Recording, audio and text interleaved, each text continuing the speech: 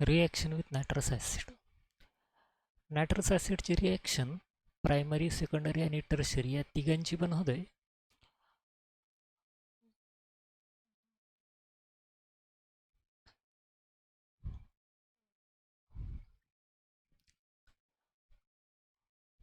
Primary, secondary आणि tertiary हे तिन्ही अमाईन्स वेगवेगळ्या प्रकारे नायट्रस ॲसिडसोबत रिॲक्ट होतात. आपल्याला फक्त प्रायमरी अमाईनचीच रिॲक्शन आहे, सेकंडरी आणि टर्शरीची नाही आहे सध्या. तर प्रायमरी अमाईनची रिॲक्शन पाहण्याच्या अगोदर नायट्रस ॲसिड संबंधी दोन गोष्टी पहा. नायट्रस ॲसिड अनस्टेबल आहे. अनस्टेबलचा अर्थ काय? तो लॅबॉरेटरीमध्ये तयार करून ठेवता नाही, त्याला जेव्हा पाहिजे म्हणजे जेव्हा रिॲक्शन करायची आहे तेव्हाच तयार करावं लागतं. तो कोणापासून तयार केला जातो? तर नायट्रस ॲसिड, पुन्हा इथे एक शब्द आहे पहा, hence prepared in C2. In C2 या शब्दाचा अर्थ होत असते इन सिच्युएशन, म्हणजे ज्या टेस्ट ट्यूबमध्ये आपल्याला रिॲक्शन करायची आहे त्याच टेस्ट ट्यूबमध्ये HNO2 तयार झाला पाहिजे. तर तो कसा तयार केला जाते? असं समजा का ही टेस्ट ट्यूब आहे ज्याच्यामध्ये आपण रिॲक्शन करणार आहोत. तर याच्यामध्ये अमाईन घेतल्या जाते अगोदर, ज्याची रिॲक्शन करायची आहे ती अमाईन. त्याच्यामध्ये HCl टाकल्या जातं आणि मग हे चांगलं स्टर केलं का मग NaNO2 टाकल्या जातं, सोडियम नायट्राईट ॲक्वियस. आणि हे सगळं आईसमध्ये ठेवलं जातं, थंड वातावरणात ठेवावं लागतं याला. अशी जर सिच्युएशन निर्माण केली आपण, अमाईन घेतला आपण, त्याच्यामध्ये HCl टाकलं आणि HCl मध्ये ह्या दोघांचं मिश्रण जे तयार झालं आहे त्याच्यामध्ये जर NaNO2 टाकलं आणि हे सगळं जर आईस कोल्ड कंडिशनमध्ये ठेवलं तर NaNO2 आणि HCl ची रिॲक्शन तयार होते. ह्या दोघांच्या रिॲक्शनमधून HNO2 तयार होतं आणि हा रिलीज झालेला HNO2 मग अमाईनसोबत रिॲक्ट होतं. त्याला इन C2 म्हटलं जातं, म्हणजे जिथं रिॲक्शन सुरू आहे तिथंच तयार करणे, इन C2. इन सिच्युएशनचा तो शॉर्ट फॉर्म आहे. तर ठीक आहे, HNO2 या पद्धतीने तयार केल्या जाते. आता पाहू आपण ॲलिफॅटिक प्रायमरी. ॲरोमॅटिक आणि ॲलिफॅटिकची वेगवेगळी रिॲक्शन होते.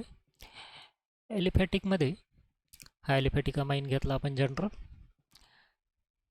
हा HNO2 ह्या दोघांच्या मिश्रणातून तयार झाला, हे आईस कोल्ड कंडिशन. तर पहा, पहिल्या स्टेपमध्ये या अमाईन ग्रुपचं रूपांतर या ग्रुपमध्ये होते, N ट्रिपल बॉन्ड N, याला डायझो ग्रुप म्हटलं जातं. आणि मग ह्या टोटल कंपाऊंडचं नाव येईल अल्किल डायझोनियम क्लोराईड. अल्किल हे डायझोनियम आणि Cl म्हणजे क्लोराईड, हा सॉल्ट आहे.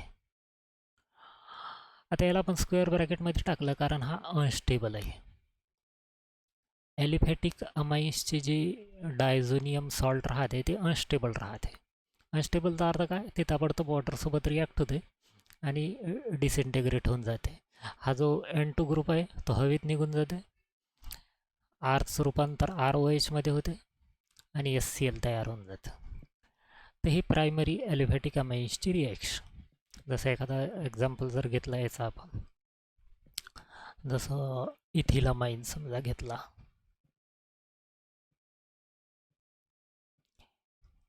इथिलामाईन प्लस नायट्रस ॲसिड. तर पहा रिॲक्शन कशी होईल. इथिलामाईन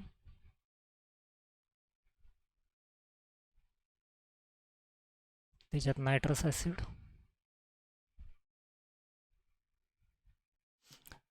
नायट्रस ॲसिड कुठून तयार होईल? NaNO2 plus HCl, ice cold condition. तसं केल्याबरोबर हा जो NH2 ग्रुप आहे याचं रूपांतर N2Cl मध्ये होऊन जाते.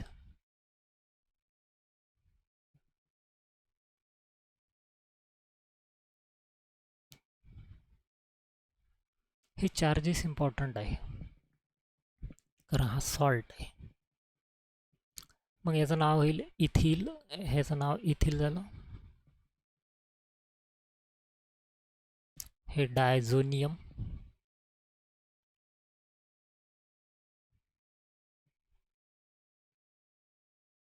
आणि क्लोराईड. इथिल डायझोनियम क्लोराईड तयार झाला, जो अनस्टेबल आहे. मग हा डिसइंटिग्रेट होईल वॉटरमध्ये. इथिल ग्रुपचं रूपांतर इथेनॉलमध्ये होईल. तो जो डायझो ग्रुप आहे तो नायट्रोजनच्या स्वरूपात हवेत निघून जाईल आणि सोबत HCl तयार होऊन जाईल. तर या पद्धतीनं कोणताही प्रायमरी ॲलिफॅटिक अमाइन अल्कोहोल तयार करते नायट्रस ॲसिड सोबत. आता आपण पाहू ॲरोमॅटिक प्रायमरी अमाइन्सची. ॲरोमॅटिक प्रायमरी अमाइनमध्ये डायझोनियम क्लोराईडच तयार होते.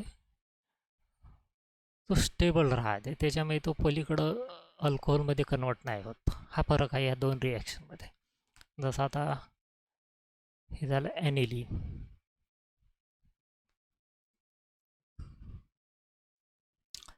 ॲरोमॅटिक प्रायमरी अमाइन्सचं एक्झाम्पल म्हणजे ॲनिलीन. आता याची जर HNO2 सोबत रिॲक्शन झाली, मग HNO2 कुठून येईल ते लिहायला लागेल. NaNO2 plus HCl. टेम्परेचर. तर ॲनिलीनचं रूपांतर मगाच्यासारखंच NH2 ग्रुपचं रूपांतर N2Cl मध्ये होऊन जातं. N ट्रिपल बॉन्ड N, हे पहिल्या N वर प्लस चार्ज, Cl मायनस.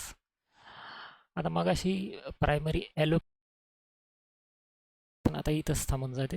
हे स्टेबल आहे. मग याचं नाव कसं होईल? बेन्झीन. या N2चं नाव आहे डायॲझोनियम आणि Clचं नाव आहे क्लोराईड.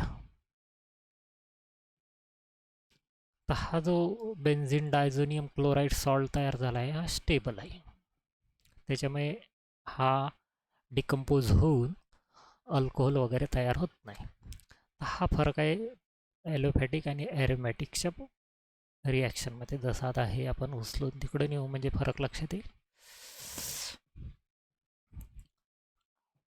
तर याला जर आपण तिकडं नेलं फरक लक्षात येईल. तर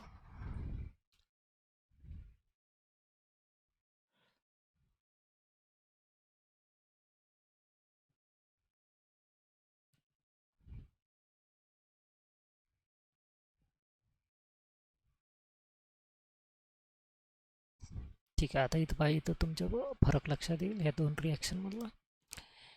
हे जे इथिलामाइन आहे हे ॲलिफॅटिक अमाइन आहे. ॲलिफॅटिक म्हणजे ज्याच्यात बेन्झीन रिंग नाही आहे असे अमाइन. आणि हे ॲरोमॅटिक आहे, ॲनोमॅली.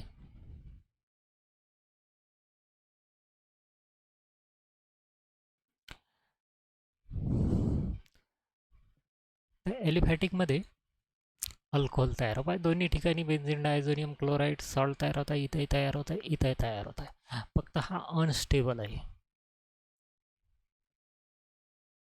ॲलिफॅटिकचा सॉल्ट अनस्टेबल आहे, त्याच्यामुळे तो पलीकडे जाऊन अल्कोहोलमध्ये रूपांतरित होत आहे. ॲरोमॅटिकचा सॉल्ट स्टेबल आहे, त्याच्यामुळे पुढची रिॲक्शन नाही आहे. ही झाली नायट्रस ॲसिडची रिॲक्शन. तर याचा एक स्क्रीनशॉट तो मला काढून घ्यावा लागेल. याचा एवढा काढून घ्या अगोदर.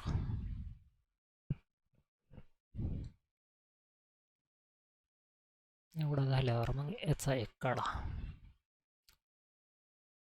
आणि ते झाल्यावर एक क्वेश्चन इथं आपण पाहू. इथं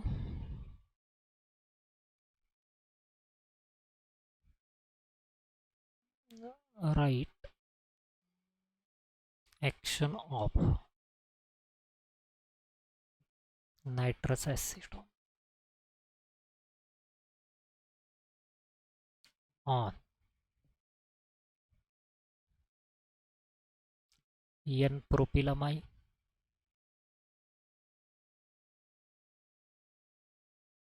B सायक्लोहेक्सिलामाइन सी 2 मिथिल एनिली.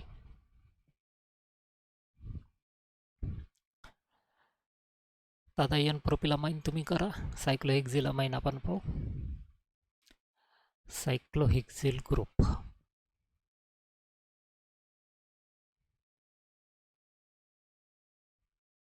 हे झालं सायक्लोहेक्झिल अमाइन.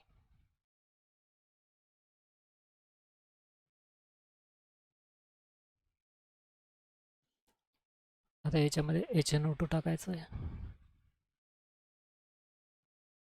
मग HNO2 कुठून येत आहे? Na2 plus HCl. Temperature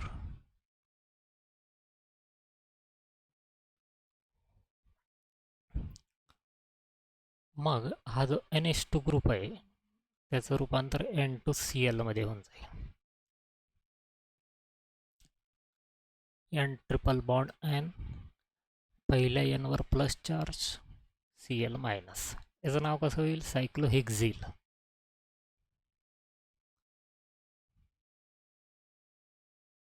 diazonium chloride.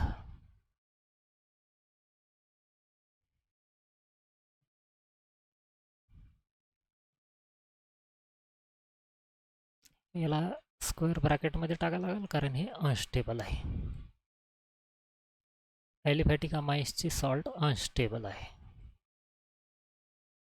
Unstable असल्याच्यानं तो डिकम्पोज होते वॉटरमध्ये. डायझो ग्रुप निघून जाऊन तिथे एक OH ग्रुप अटॅच होते.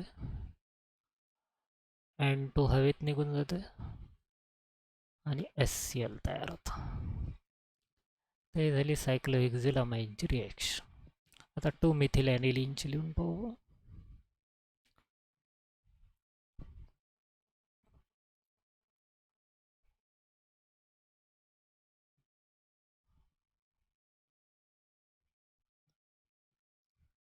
हे झालं 2 मिथिल ॲनिलीन. याच्यामध्ये जर HNO2 टाकला आपण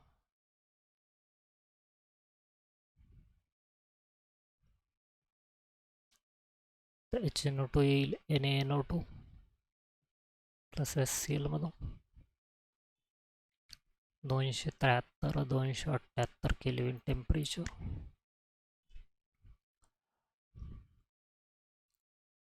एक स्टेबल सॉल्ट तयार होऊन जाते.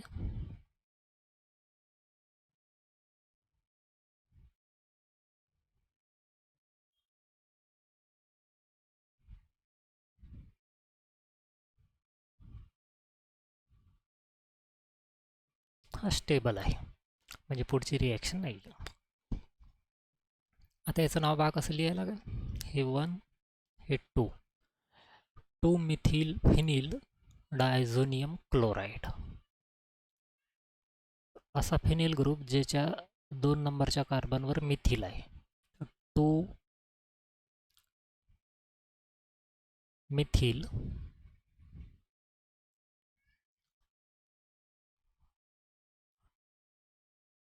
मिथिल फिनिल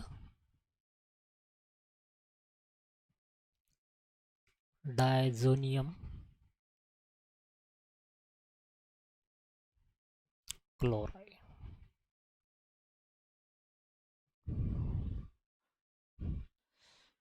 तर ह्या पद्धतीनं ह्या 2 रिॲक्शन लिहिल्या आपण. आता एन प्रोपिलची रिॲक्शन एक्झॅक्टली अशीच होईल.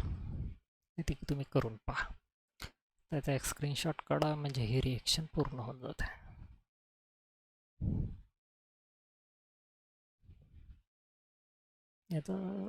याचे जर काढले नसेल तुम्ही तर याचे स्क्रीनशॉट काढून घ्या.